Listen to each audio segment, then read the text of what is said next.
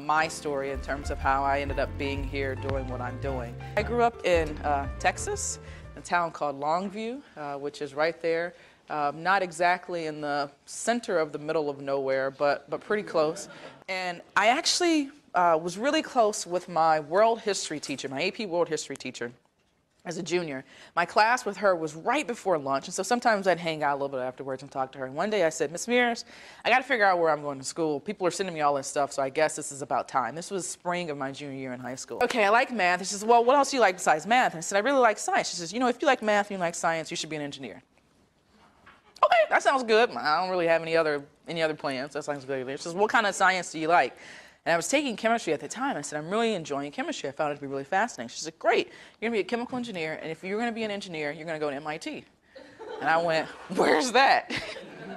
And she told me about MIT. And then, you know, it's not like I just said, okay, I'm an automaton. I'll follow you blindly.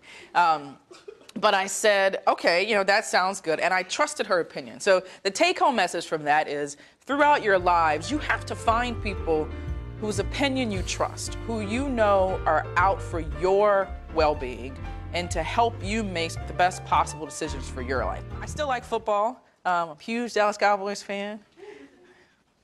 Cowboys, all right. Texans, who's from Texas? Yeah. There you go. That's good enough. You don't have to be from Texas. We are America's team. I want to end by saying something that may be a little bit provocative, which is that science is not the most important thing in my life. I enjoy my work very much, but there's no question about it. If I ever had to make a choice between my work and the most important thing in my life, then my work would lose. So this is my daughter, Catherine.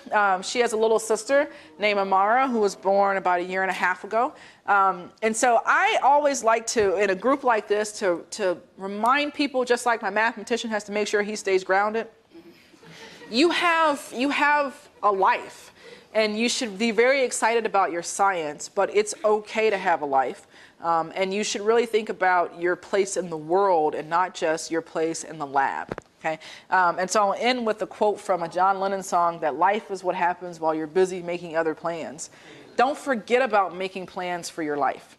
Okay? There's a way that you